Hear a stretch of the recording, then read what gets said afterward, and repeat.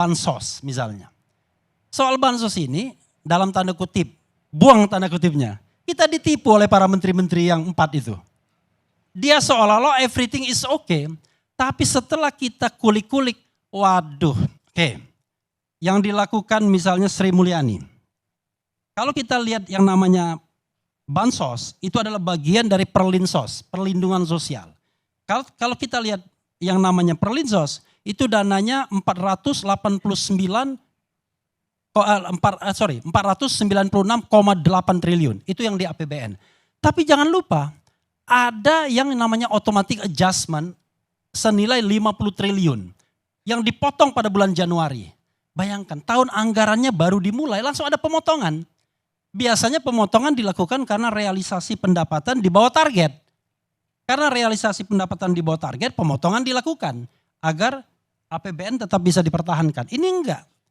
Jadi kementerian lembaga dipotong lembaganya 5% dan menjadi uangnya 50 triliun. Lalu Menteri Keuangan mengatakan itu bukan untuk bansos. Tetapi lini masa, berita-berita yang kami sertakan sebagai bukti juga dan di dalam kesimpulan, Erlangga Hartarto mengatakan itu untuk bansos. Satu, ya. Yang kedua adalah di mana pelanggaran hukumnya?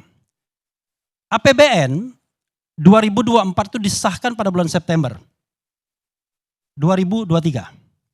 Tetapi kebijakan untuk perpanjangan bansos El Nino itu dicapai pada bulan November 2023. Dan itu tidak tanggung-tanggung. Bansos El Nino itu diperpanjang Desember hingga Juni. Kenapa Juni? Ada putaran kedua. Saya ngomong apa adanya. Makanya kemudian dipatok Juni 6 bulan tersebut. Itu tidak sesuai dengan APBN dan menurut Antoni Budiawan misalnya itu melanggar tidak hanya hukum tapi juga konstitusi. Karena harusnya dengan persetujuan DPR. Rupanya kawan-kawan semua, ibu-ibu dan bapak-bapak sekalian, pada masa pemerintahan Jokowi ini tidak lazim lagi yang namanya APBNP. Anggaran pendapatan dan belanja negara perubahan. Bikin aja dia perpres untuk mengubah nomenklatur di APBN dan DPR-nya diam saja. Sebenarnya praktek itu ketika COVID melalui Perpu nomor 1 2020 yang memberikan kewenangan kepada eksekutif untuk mengobrak-abrik APBN. Makanya pada waktu itu dikatakan bahwa yang namanya DPR itu menyerahkan kewenangannya kepada eksekutif. Tapi ternyata praktek tersebut tetap dilakukan. Nah ini melanggar. Lalu ternyata tidak hanya bansos yang untuk 6 bulan itu beras dan lain sebagainya sembako, tapi juga duit. Jadi ada BLT El Nino juga. BLT El Nino itu suruh dicairkan 200.000 per bulan, lalu 3 bulan pencairannya pada bulan Februari. Keren kan?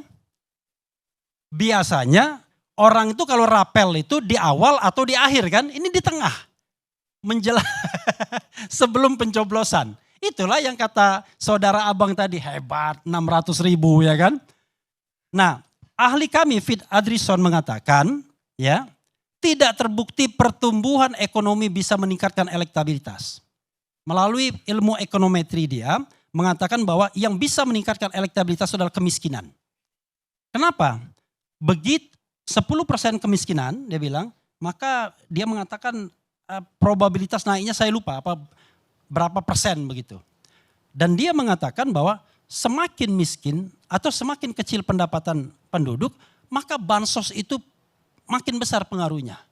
Kan orang dikasihkan Bang Oto 600.000 cuman habis 1 kali ngopi saja, ya kan? Tapi coba bayangkan kalau rakyat yang pendapatannya saja tidak ada. Dan menjelang pemilu lagi. Nah, itu yang kemudian bisa kita garis bawahi. Misalnya lagi, ya, Muhadjir Effendi misalnya, nggak ada perintah macam-macam dari Presiden Jokowi. Iya, tetapi dari video yang kita sertakan, dia bilang lebih baik 1 putaran aja, biar duitnya hemat dan lain sebagainya. Ya memang bukan duit Jokowi, tapi kan kalau nggak ada tanda tangan dia begini-begini dan lain sebagainya. Itu kita sertakan juga. Bu Risma, dia tidak lagi memperpanjang bansos El Nino. Kenapa? Karena El Nino itu puncaknya pada bulan September dan kemudian landai pada bulan Desember dan tidak ada lagi setelah itu. Tetapi ternyata dihidupkan lagi barang ini pada bulan November yang tadi saya katakan. Dan yang mengerjakannya bukan Kementerian Sosial tapi Bappenas, Badan Pangan Nasional. Yang bukan wilayah dia. Yang namanya Bappenas itu kan fungsinya bukan untuk menyalurkan bansos. Bappenas itu untuk ketahanan pangan. Namanya Badan Ketahanan Pangan. Tapi ini yang namanya menyalurkan bansos mestinya Kementerian Sosial. Tapi Kementerian Sosial miliknya PDIP. Ya karena saya frankly speaking aja. Makanya nggak dilibatkan. Yang terjadi adalah ditangani Bappenas dan Kemensos kemudian tidak ambil alih. Dan dia tidak mengusulkan untuk dilanjutkannya bansos El Nino dan kemudian tidak juga menanganinya. Itu yang terjadi. Jadi banyak hal yang sebenarnya terbukti asal kita mau kuliti satu-satu. Tapi kalau kita misalnya membacanya general saja, memang sepertinya nggak ada yang terbukti. Tapi begitu kita lihat, wah ini kan kubu 02 senang sekali tuh dengan apa yang dikatakan para menteri itu seolah-olah everything is okay kan. Ini business as usual sesuai dengan peraturan perundang-undangan. Kita buktikan itu melanggar undang-undang. Bahkan ada seorang ahli, saya tidak sebut namanya, yang memberikan jalan keluar yang menurut saya sontoloyo jalan keluarnya. Yaitu Gibran didiskualifikasi, Prabowo dilantik. Ini apa-apaan? Kok jalan keluarnya begitu? Karena suara yang didapatkan 02 itu adalah suara bersama. Bukan ini suara Gibran, ini suara Prabowo. Enggak begitu. Tapi suara bersama-sama yang kita buktikan seandainya Gibran tidak di sana, suara Prabowo Subianto itu baru 24% menurut Kodari pada bulan Oktober. Menurut Ayub Saifullah Fattah baru 28%. Lompat kurang dari 4 bulan ke 58%. Maka teori kita mengatakan input apa yang perlu Anda butuhkan untuk melompat 20% lebih. 30% bukan 20%. Hampir 30% dalam jangka kurang dari 4 bulan. Ya kita mengatakan bansos, mobilisasi, intimidasi dan segala hal yang bisa dilakukan kekuasaan istana untuk memenangkan paslon 02. Nah, itu proven, itu terbukti, tinggal bergantung pada keyakinan hakim, ya. Apakah hakim kemudian imparsial dan dia balik kepada hati nurani dan berani untuk mengatakan yang benar adalah benar, yang salah adalah salah. Tidak bisa melimpahkan atau merampas dan merampok atau mengalihkan, membebani sebuah institusi membonsai kedaulatan rakyat. Apalagi cawe-cawe mencari suara rakyat di Mahkamah Konstitusi. Apalagi cawe-cawe mencari suara rakyat di Mahkamah Konstitusi. Ini kan juga cawe-cawe Pak. Sama aja. Siapa tahu kiro-kiro.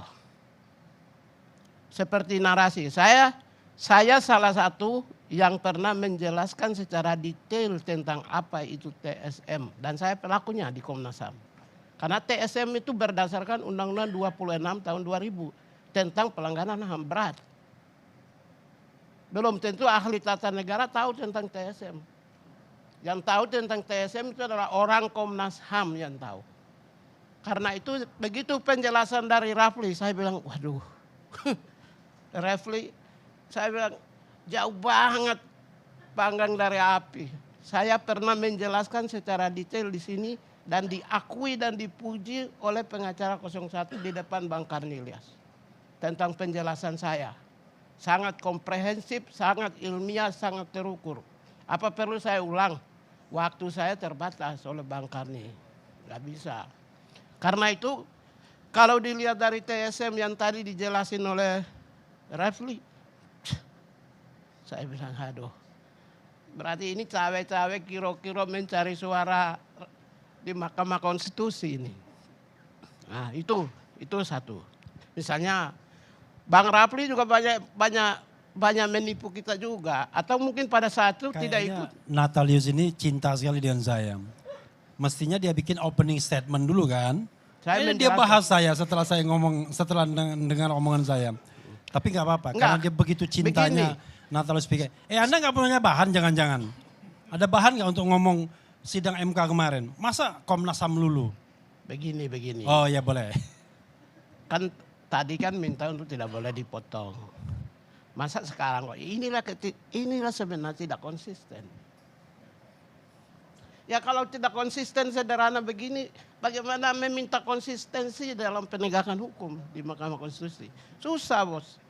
Jadi saya ingin sampaikan ada beberapa hal. Kenapa saya menyebut? Karena variabel-variabel yang disampaikan, diucapkan itu adalah variabel kesimpulan yang disampaikan 01 kepada Mahkamah Konstitusi.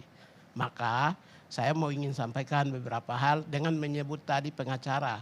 Kedudukannya sebagai pengacara, bukan sebagai individu. Ya, banyak hal yang salah, misalnya seperti bansos BLT tidak melalui Kementerian Sosial. Kan yang tidak mau ingin kasih bantuan langsung, tunai langsung itu kan kemarin dalam pengakuan itu oleh Menteri Sosial. Sejak jadi menteri 2020. Risma sendiri, jadi waktu itu saya nonton 10 kali di YouTube. Ini Bang pengacara 01 belum tentu nonton. Mungkin pada saat itu lebih banyak tidur. Jadi nggak paham. Tadi bilang merek BLT El Nino tidak melalui Kementerian Sosial. Ya, yang Kementerian Sosial pegang itu adalah yang transfer langsung. Jadi tidak ada namanya bantuan-bantuan yang sifatnya bantuan berupa beras dan lain. Itu melalui Kementerian Sosial. Kemarin penjelasan dari Ibu Risma dan itu dilakukan 2020. Bukan baru. Mahkamah Konstitusi hanya diberikan kewenangan terbatas. Kewenangan terbatasnya apa? Hasil, perhitungan hasil. Kalau nanti ketika Anda mengajukan permohonan perhitungan hasil, maka Anda menyodorkan hasil yang lebih baik untuk memenangkan atau draw. Pernah enggak 01 dan 3 menyampaikan hasil yang lebih baik, minimal, atau draw? Angka-angkanya pernah enggak? Hasilnya ada enggak? Jangan melihat MK kan dengan asik, mereka bersidang, asik. MK itu wajib untuk melakukan proses peradilan dan persidangan. Karena rakyat meminta. Apalah artinya kalau apalagi kasus-kasus besar seperti Pilpres dan Pileg. Wajar dong. Dia proses. Karena dia proses dengan begitu riang gembira, dengan tenang dan senang, ya ada aura positif sehingga nanti ujung-ujungnya itu akan menghasilkan